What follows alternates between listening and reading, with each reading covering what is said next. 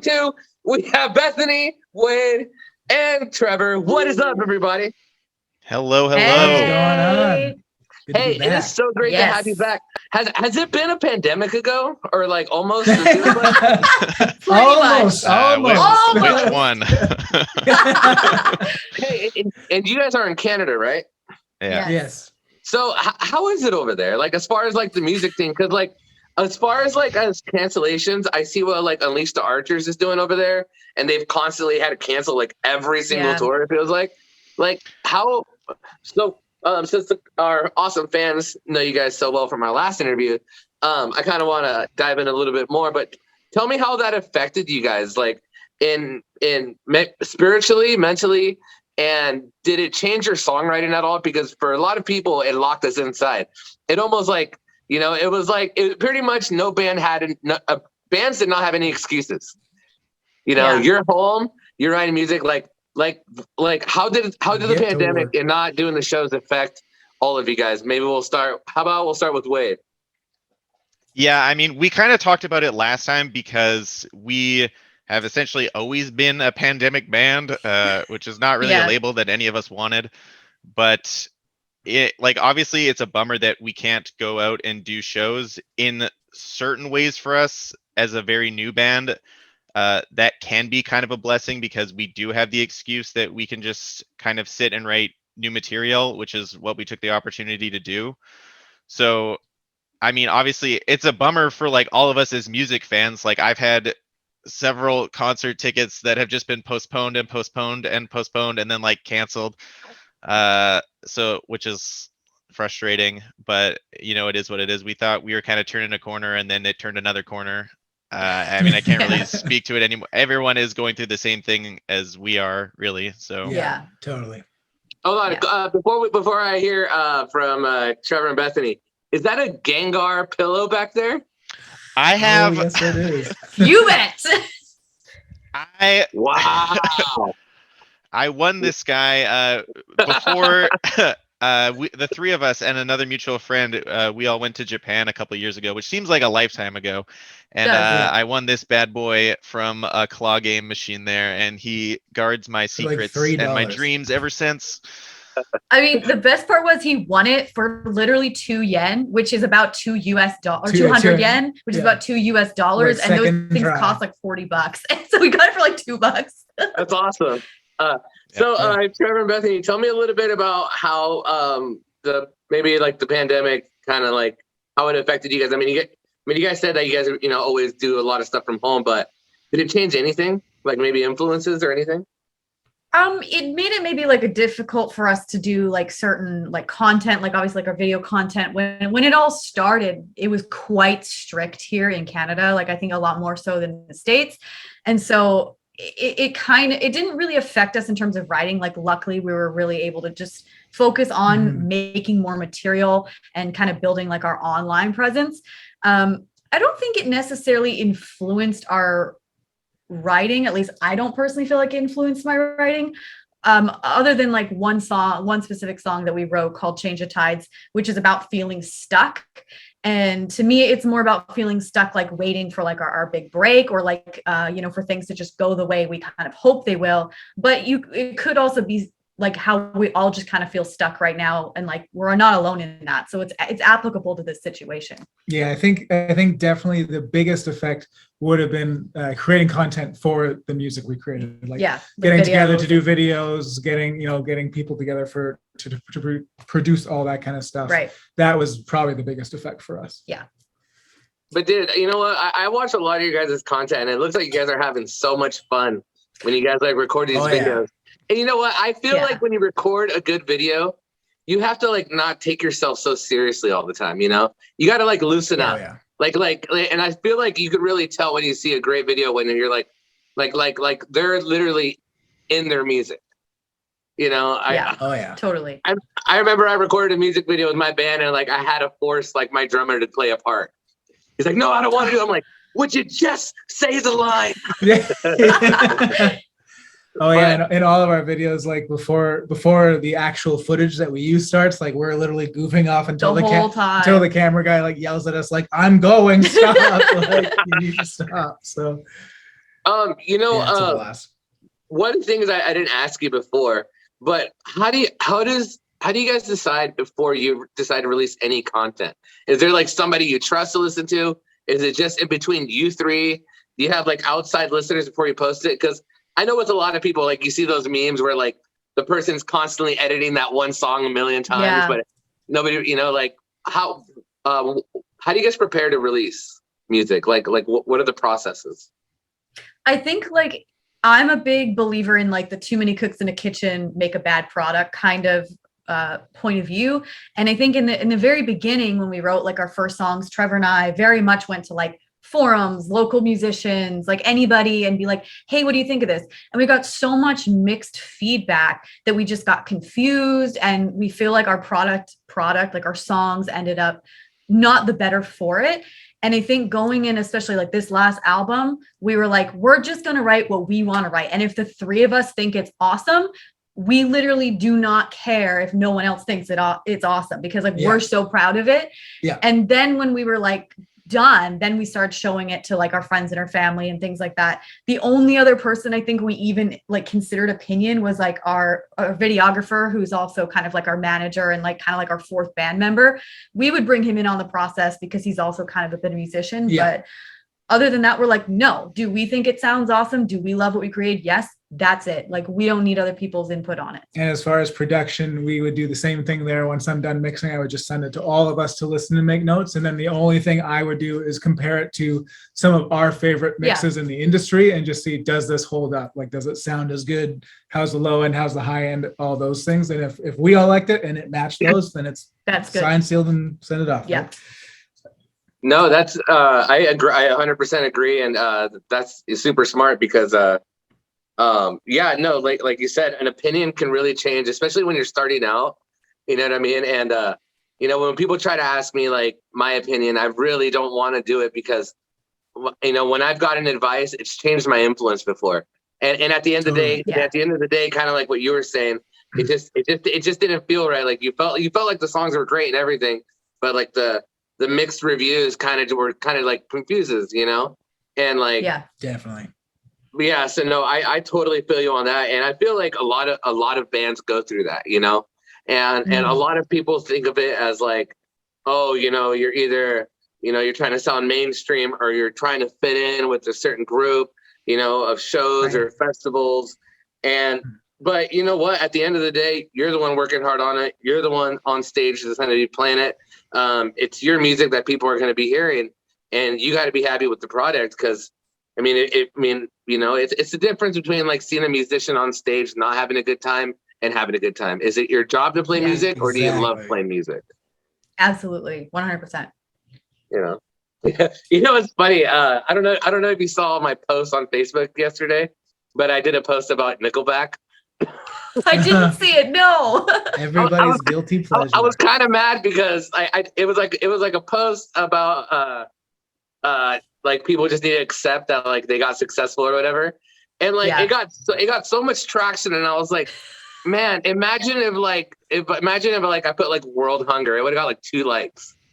Or if I put my band, it probably would have got 0 likes. I'm like, our most engaged trending again. It's painful, right? Yeah. Our most engaged content is memes that are not even ours. Like I just post memes on Monday, like meme Monday, and they get like 200-300 likes, 1 million comments. I'm like, new album. It's like 2 people were like, sweet, I'll show my mom. But you know what? I think what's really cool with your band is that you guys are really awesome people. And in the music industry, like the music has to be awesome. You have to be likable. The vision has to correlate with the product. It's the whole shebang, man. It takes a whole lot of work, but being awesome people like you guys is free. Well, thank you. Of course, you gotta have the whole package. So, hey, Trevor, quick question: did you get rid of your Steve Vai signature for that headless Kiesel? I got rid of that years ago, actually. Yeah, I remember. Why? It was really heavy. Dude. I love your Kiesel, dude. What's wrong with you? To actually answer, it was just very heavy. Yeah, that thing was a beast. Is that Kiesel super light? Like, does it hold up to that standard? I've never played one, and I know they're pretty pricey. Does it feel like $1 million? Oh yeah. It's my favorite guitar I've ever played for sure. Nice. Oh, well, what do you think the differences were between your Ibanez and your Kiesel? Besides the weight. I guess like I'm not a huge fan for guitars of like painted necks or like heavily glossed or oiled necks. And the Ibanez, the Ibanez had a very thick like oil coating to it, so it didn't slide you couldn't slide around nicely. This has a very like natural kind of raw neck to it, and it's just the playability is just way better. Yeah, no, I agree, dude. All my guitars have unfinished necks. It's the best way to have them, dude. Yeah. Same with Wade's bassist. He's very much the same. So we'll start off with Mr. Wade here on the new album, Inviting Warfare, which is absolutely awesome. I love the artwork you guys did with the face paint and just the whole visuals. I feel like you guys are like really like I was talking about earlier. You guys are so good at connecting all the pieces. Starting with Wade, how did this whole album start right after the other one? Did you guys start right away, or pull a bunch of other old songs, or tell me? Yeah, so we kind of had like a meeting at the beginning of the year, and we wanted to talk about our goals for what we were going to try and do. One of the ideas we tossed around was like, should we be trying to get gigs? And that was like kind of out of the question, because not only was like nothing happening and we were still relatively unknown, but we didn't really feel like we had enough material to kind of warrant that. So right away we were like, okay, we should start writing another album. And what if we tried to write that entire album and mix it and produce it and record it and get it out by the end of the year? Because we're very smart, you see.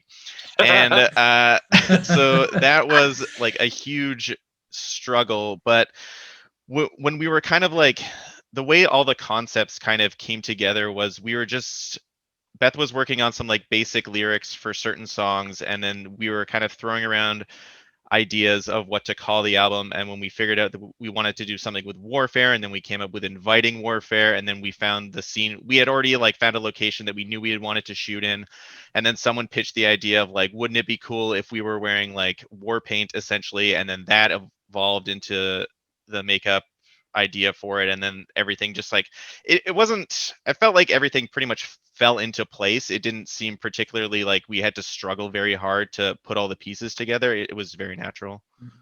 Definitely. Well, what would you say, Bethany and Trevor? Wow.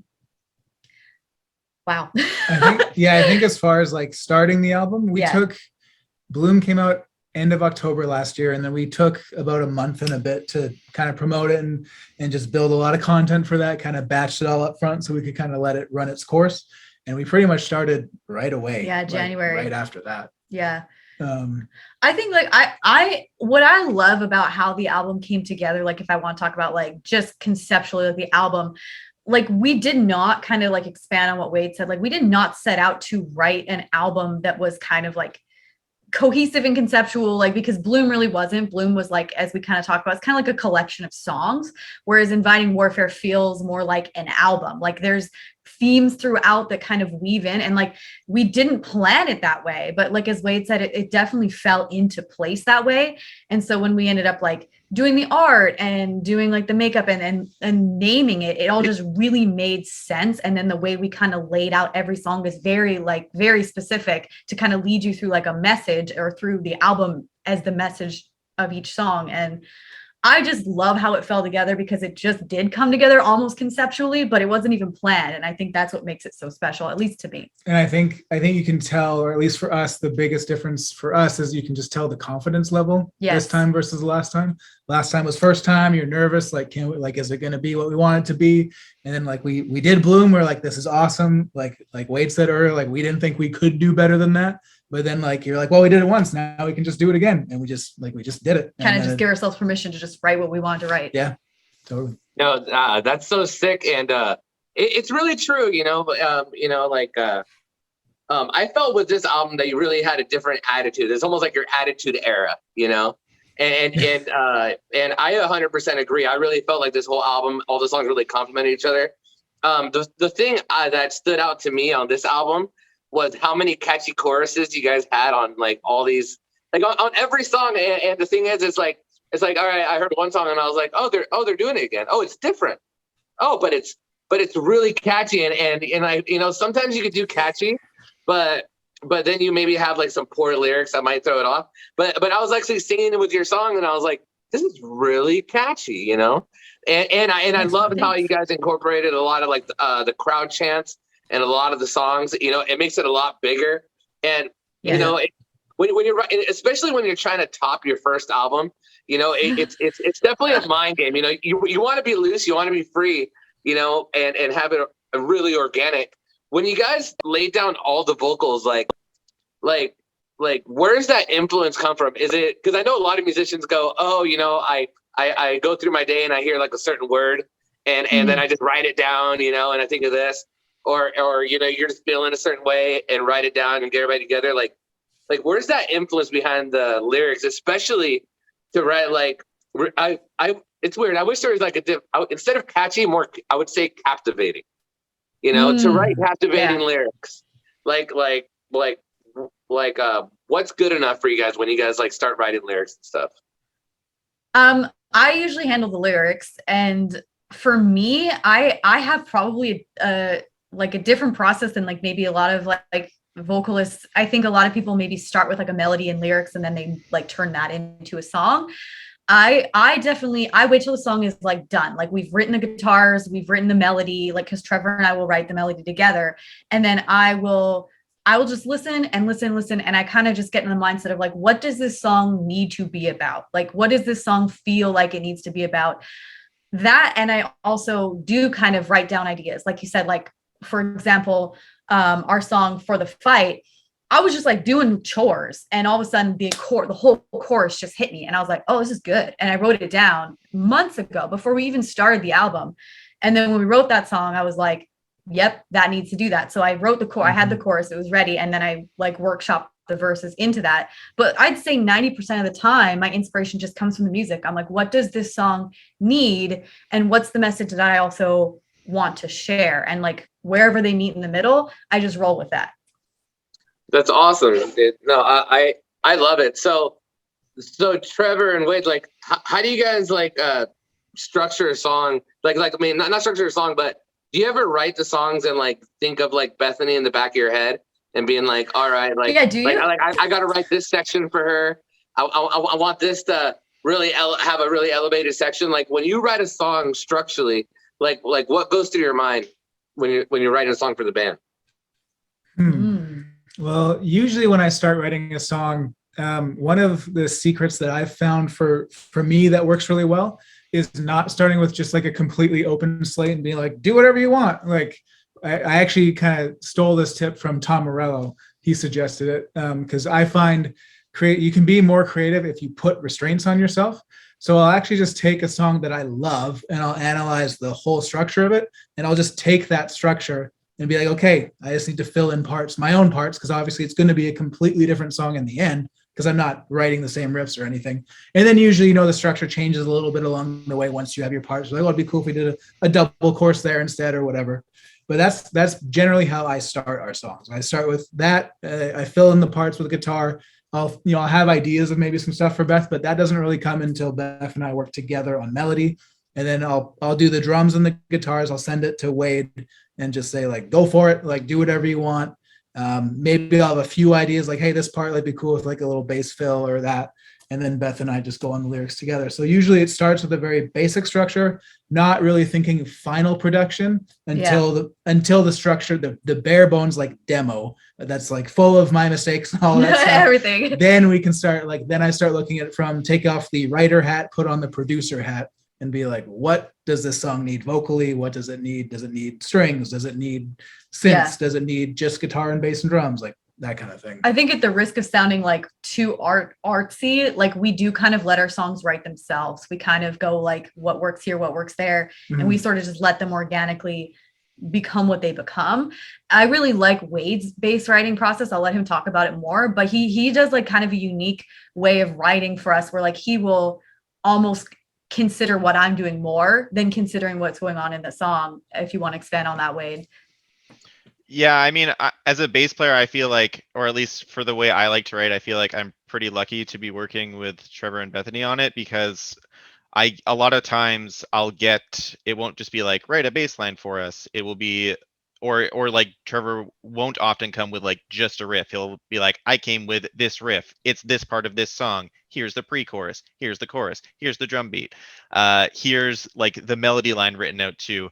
And a lot of times I like to write bass along with the melody, which I find is not, that's just how my brain works. I don't really, I can't really describe it any other way. And so we have a lot of songs where like the bass will be doing like the rhythm roll, or we'll be playing with the rhythm guitar, or we'll be doing stuff with the lead guitar, or it will be doing stuff with the melody, or it will be doing counter melody.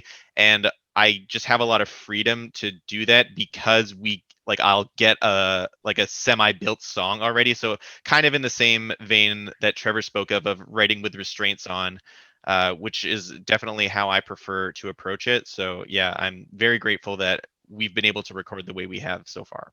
It's the whole time you were talking about playing bass with the melody, it reminded me of another bass player, of Mark from Blink-182, Mark Hoppus. Yeah, Mark Hoppus. Oh, dude, he basically like what you explained, how like you're going with the melody and a whole lot, with the rolls and all that. It's beautiful, dude. And having the freedom of having a one guitar player band is that it's kind of like the Red Hot Chili Peppers, where like the bass can really stand out in every song. I feel in a lot of production where like when you have like too many layers, it gets really hidden.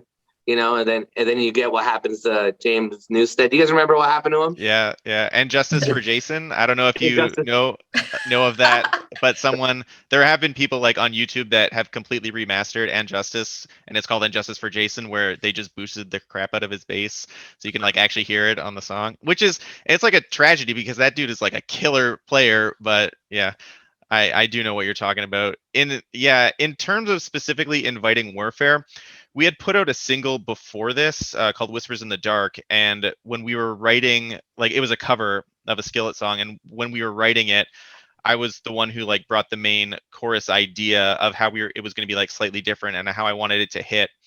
And we had like basically when we were recording it, I was just like, turn the bass up, turn the bass up, turn the bass up. Like we really, really, really wanted it to hit. And then Trevor and I, when we were finally finished, we were like, this is sick. And luckily Trevor's pretty amenable to those suggestions. And then when it came to writing Inviting Warfare, specifically over Bloom, we were just like, well, probably just keep the same bass tone and like keep it really heavy and be able to like cut through and stand out on its own, because we do have one guitar player, but there are sometimes several lines. Like Trevor will be playing rhythm guitar like in the background, and then he'll have a lead part over.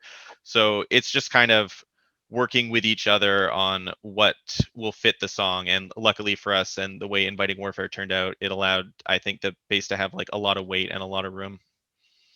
No, I love it. I absolutely love it. So right now, for all the listeners out there in Ashland, Oregon, we are talking to Bethany, Wade, and Trevor from Stands on Sapphires. So for like the listeners out there that listen to your couple songs that we played, we'll play some more music. What kind of influence or what kind of journeys can they expect to be on when in listening to your album that maybe you felt when you wrote it? What kind of hard rock do you like to listen to is the question that I would ask people, because I think Inviting Warfare has something for you.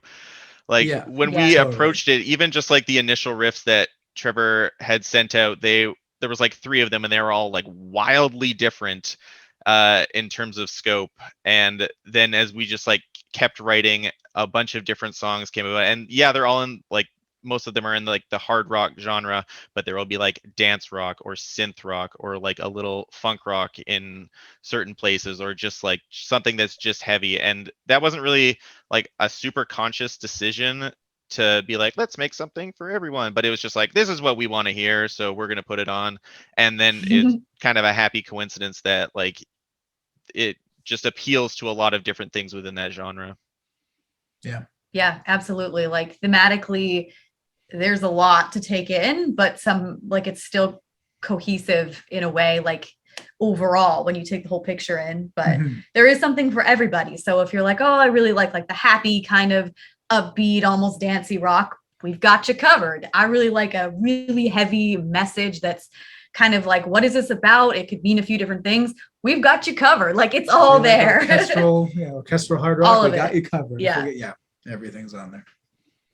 That's awesome. That's awesome you did that Skillet cover too. They're a pretty badass band live. I got to see them. Yeah, and they're great. They have like those floating platforms and stuff. Yeah, they put on fire a hand things. show. Yeah. I want to do that one day. Don't give me fire on He's stage. an amazing frontman. Like he crushes it live. Did I tell you guys I got free tickets to go see Skillet and back row passes? Oh, really? That's legit. Yeah, and I did it because so I was working out at Planet Fitness, and I saw 4 band members walk out of the bathrooms that literally look like superheroes.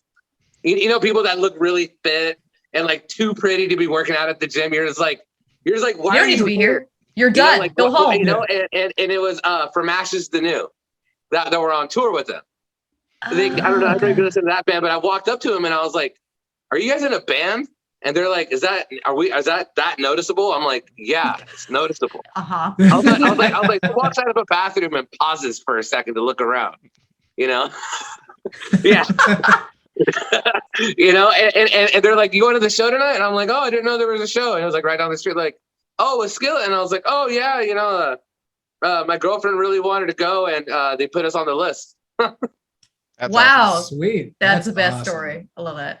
Oh yeah, no, it was cool because we got to go right up front and right into the buses, and just I was like, because I went up and talked to these guys, I got free tickets. That's amazing. You never know what happens just by being bold enough to be like, "Hey, what's up?" You know? Yeah, totally. Yeah, you never know, but Inviting Warfare, it's a super kick-ass album. I'm so excited where you guys are just gonna keep going from this. I know you guys were talking about wanting to have enough content before you guys did any shows. Is 2022? Are you guys shooting for any type of live performances this year? Is that one of your goals? It is actually. We're not going to do like a tour or like a conventional live show, but we are going to do a live concert that we're going to record, and we're going to like do the whole production, and then we're going to make that available to our fans, but we're also going to turn it into a live album that people can stream as well. So our compromise of not being able to like go on tour yet, you know, for all the reasons that there are right now, is that we are going to produce a kick-ass live show that we're going to share with people. Yeah. So, do you guys ever rehearse as a full band, like often? Yeah, we haven't been able to, but we're going to. Doing the last album definitely took a lot of the time away of rehearsing, but we do pretty regularly before that. So Trevor, Wade was talking about how like, you know, you do a lot of layering. When you want to replicate that live, what steps do you take? Because I know one of the ways I heard, there's a band called Rings of Saturn, and this guy named Lucas Mann, you know, he has like a rhythm section, you know, playing at it like his monitors when he's on stage, you know, and he plays over his leads and I know myself being a guitar player with layering music, you know, you really want to be able to replicate what you recorded live, so you don't want to like overproduce it. Because I felt like Dragon Force, like at first they overproduced it, and then they started playing live, and you could tell it was really sloppy. But they fixed it. They fixed it. But at first it was really sloppy because you can just tell that album was extremely overly produced. Like with layering guitars, what process do you take to want to replicate that live? So, I mean, for replicating anything live, usually I would try to play what I think is the main part, obviously. Even if there's a rhythm and a lead part going on, I am generally more of a lead player, hence all the solos and songs and things like that. So I would prefer to do that. But if I think the rhythm is the main part, that is the part I would do live. And then, you know, sometimes I might even cut the lead part completely if I think it's, you know, a background element that most people aren't even really going to notice. But most of the times we would either basically accomplish it with right now, ideally in the future, obviously have like a backup guitar player helping out. But right now with a backing track, or I've got a looper too that I can like work with the other parts and just play over top of them. So that's generally the way I would do it. Pretty simple. Yeah, no, I dig it, man. It's I would definitely do it your way. Yeah. Just keep whatever is the easiest solution is a-okay with us. Yep. Right? Don't awesome. Make it more complicated than it needs to be. So have you guys had any talks about doing a third album this year since you released I think the only talk has been no. I think it's one of those things where like we love to churn an album out a year. Like the artist in us would love to do that. But because we're 100% independent, like we don't have somebody who's going to mix it. We don't have somebody that's going to master it. We don't have a team that's going to do our social media, who's going to do our email marketing. Like videos, if it's from us, it's literally from us. Like it's not being done by anybody else. So if it was just purely, hey, write an album, yeah, we'd love to get another one out this year. But because we have to do everything else, which is more than even just the writing itself, it's just for like our mental well-being. We've said not this year, but that's why we want to do the live album, because then at least it's something new, right? It's the same songs, but it's a new version of them. Yeah, we will be working on the next album this year, but we are just not putting on a deadline of like, it has to be out by the end of this year too. Yeah. Like, we want to give this one the time it needs, not feel as rushed as we felt on this one, which generally I think kind of helped the end quality. Yeah. When you put deadlines, it can help you kind of step up too. But I think we want to let this one breathe a bit and do a bit more live, because we're all dying to just play these songs. Yeah. Now. Like we've written them, but like we just want to play them for people. So that's all of our favorite part is the performance aspect, which is usually most musicians the best part. Yeah. The favorite part, or it's the best part, right? So I love it. So we're talking to Mr. Wade here. Wade, if you could pick one song from the album that you'd want the fans out there when they go check out the album to play, what is your favorite song off the album? I'm gonna ask everybody this question too.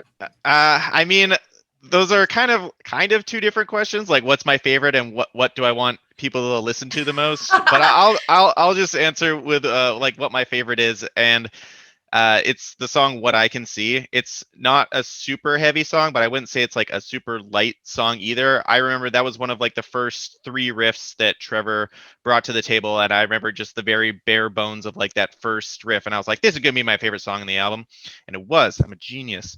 So and that totally just stuck with it the entire time. I love everything about it. It's my I obviously like all the songs on the album, because I would be very sad if I didn't, but that one, What I Can See in particular, is very much my favorite. I love it. What about you, Bethany? I absolutely love our song Warfare, and it is like criminally under listened right now because it's the last song on the album, right? So of course, as people start listening, the numbers fall off the further down you get in the album, but that is from day one been my favorite song on the album. I will die on the hill that it is my favorite song that we've ever written. I think it's awesome. I love the message of it. I love just like it's just huge. Like it's so big. It just hits you in the face when you hear it. I absolutely love that song. And I do really feel like it is a good representation of us as a band. I think it is one of our, like, it's our sound. Like if we're talking about like our core sound, I think like For the Fight, Warfare, Never Getting In, My Affliction, like those 4 songs are like, that's kind of us when we're being us at our most usness. Well said. Well, you know what I'm saying? Philosophical and such, dropping some lines. That's our lyricist. Yeah. Yes, you guys. There's a way with words. I do. Hey, honestly, you have to have that type of personality to be a vocalist. You should see me at my band meetings.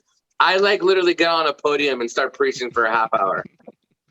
You got to do it. You got to have way too much to say. That's kind of my philosophy. Kind of the part of the job description. Yeah, pretty much. Trevor, what's your favorite song off the album? Oh man, that's so hard, especially since I'm the one who mixes them. I'm the one who listens to them all. And it's like, this one's my favorite. This one's my favorite. I think for me, similar to Bethany, but a different song, I think For the Fight is my favorite. It's just for similar reasons. It's massive. It's very much our sound. I really love the chorus. I think the chorus just is super catchy. Oh, it's hella good. It's hella good. Yeah, thank you. It's hella good.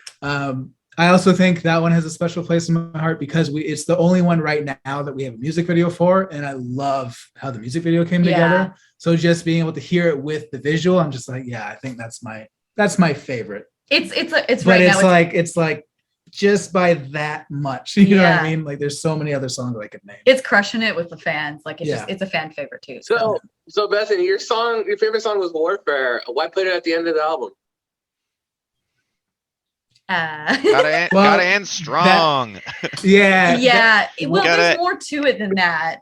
Conceptually, or I guess just how it came together, Warfare is the biggest song we've ever done. I think there's about 84 stems going on at any one time. So mixing took a little while on that bad boy. But I think it was because For the Fight started it, and they're both very similar. Aren't they in the same key and everything? They're both in the same key. They have kind of similar messaging, similar sounds, both orchestral rock and all that stuff. We put For the Fight as the start kind of fight song, and then we wanted to end with Warfare, so it kind of bookends the album. You start and you finish the same way, kind of thing. Yeah, because if you listen, there's like that church bell that we kind of wove throughout. Yeah, it uses in both. The intro songs to both songs use melodies from each other and kind of just. And it kind of like, it just works so well with the way the songs laid out. I wanted the album to end with like the heaviest, what I thought was like the heaviest theme, like lyrically speaking.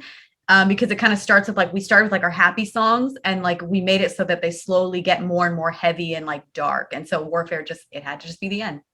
No, I love it. I love it because all of you guys said something so important. It's like Wade said, you have to end with the album being strong. Trevor says, the beginning of the album has to correlate with the ending of the album. And Bethany, you with the structure of the lyrics of it, if it's just getting heavier and darker. And it's sweet. That's perfect. That's awesome. I should be taking notes. That's a great way to analyze it. We've thought about it a little bit. We should be taking notes. Yes.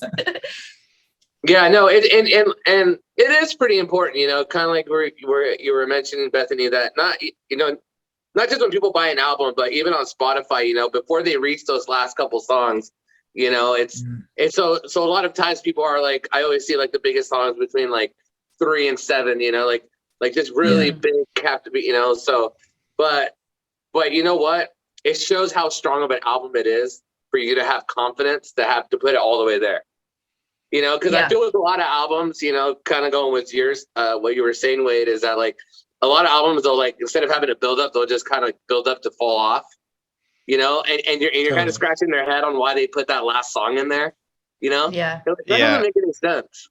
Well, it's ending with a bang rather than a whimper will pretty much always be our philosophy. Trevor and I are both like huge Dream Theater fans, and Dream Theater, they're just going to save everything in the tank usually for like that last like 25-minute like epic song. They have so many album closers that are just like huge and like some of their biggest stuff.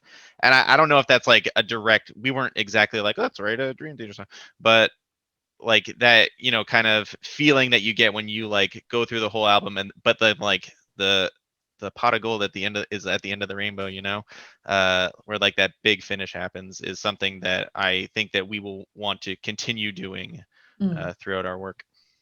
Definitely. I love it. Well, we're 40 minutes in. We're getting towards the end of the interview. I'm super excited to have you guys on. I think I asked you funny questions last time, so I'm going to try to think of a couple on the spot. All right. So you guys are from Canada, right? Yes. Yeah. All right. This one's for me. What's more influential, South Park or Trailer Park Boys? You guys have to answer that. Trailer Park Boys. Definitely.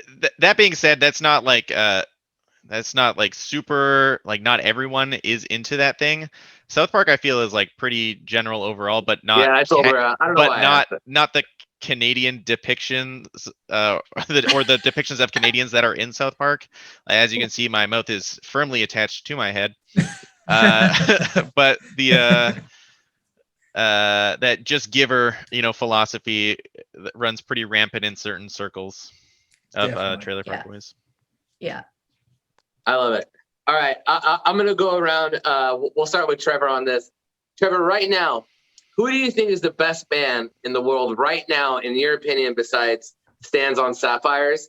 And who do you think right now is the most revolutionary guitar player? Whoa. Oh, doozy.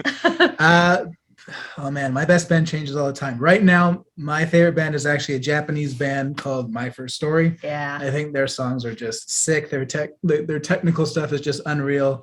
We actually usually are very inspired by them for a song or two. So My First Story for the band. For guitar player, oh man. It has to be somebody now. Like I know we have our greats back in the day, our Randy Rhoads, our Dimebag Darrell, our Steve Vais. Somebody right now really changing the game. Who's your favorite guitar player? I would probably go with Pliny is definitely one of the bigger up and comers. He's doing a lot of really cool stuff. I wouldn't say he's like changing the game as far as like the way the guitar is played, but his technique is very good. His tone is very good. As far as changing the game, probably Polyphia. Those guys are doing some crazy stuff that I've never seen done on a guitar before. So if you want to talk strictly changing how the instrument is played, Polyphia, but just overall, who's this generation's guitar hero? I'd probably say Pliny is the biggest up and comer. Yeah. I love it. All right, Bethany, who's your favorite band right now and favorite vocalist? Ooh. You had time to think. I guess I have time to think. I didn't think I was going to get the same question. I'm really bad at answering this, like, to be honest. Just pick a band, any band. But I think that like I'm gonna cop out and say My First Story too. Like, and I know that's awful because like I'm just riding off his glory. But I do think that like singer wise and like their music, like I do really love what they're doing. I think they're really great. As terms of like vocalists go, I'm actually gonna say probably, like, I know everyone says this, but like Maria Brink is the queen. Like, she's great. She knows what she's doing and she knows that she's got it. Like, but it's not even just that. It's just like she always just brings a dynamics to all her songs, and I love that. So I think like in terms of like female vocalists, like if I'm looking across the table, like somebody who's just crushing it, I would say like Maria, or even like Lizzie Hale. She's awesome too. Those girls, they're the queens. Yeah. I love it. What about you, Wade? Favorite band? And your favorite, it could be favorite musician or favorite bass player. Yeah, my favorite band right now for the past couple of years, and they're on a huge, in my opinion, on a huge rise, is Ghost. I absolutely love what they're doing, and I think they're going to become just like even bigger. My favorite bassist right now is probably Pliny's bassist, Simon Grove. I think what he's doing is really cool in terms of like game changing. Him, Jacob Umansky from Intervals, and Clay Gober. I think that Clay Gober has like one of the most unique styles I've ever heard. Polyphia's bassist. He does a lot of stuff that I would never even like remotely think how to play, and he's kind of doing similar things to what other people are doing, but in a wildly different way, which makes him really unique. That's awesome. I love it. Well, guys, thank you so much for being on the Metal Mixtape. Bethany, Wade, Trevor, you guys are always so awesome. Please, everybody, if you're listening right now, check out their new album, Inviting Warfare. It's really awesome. Like they said, if you like hard rock, big vocals, big catchy vocals, and just shredding licks, you're gonna love them a whole lot. And Wade writes beautiful bass over the melodies. Yes, he does. If there's one takeaway from this interview, let that be it. Before any final words for the fans out there listening? Oh man, just like if you've been with us like since Bloom and since like now, like just thank you so much for your support. We're really particularly stoked on this new album that we're bringing you, and we're just so. We literally put everything we had into this album. It almost killed us, so please enjoy it. Well, guys, thank you so much. Like again, we're talking to Bethany, Wade, and Trevor. Stands on SAPPHIRES, Inviting Warfare. Check it out. We're going to be interviewing them again here in like 3 or 4 months, so stay tuned for that too. And this interview should be up by tomorrow when I get off work. I'm going to upload it, so it should be up by tomorrow night. But thank you so much, guys, and we're going to play some more music off your album here in a little bit. You guys have a great night. Thank you so much for Thank having you so us. much. You too. Yeah, thanks, man. Peace, guys. Take it easy.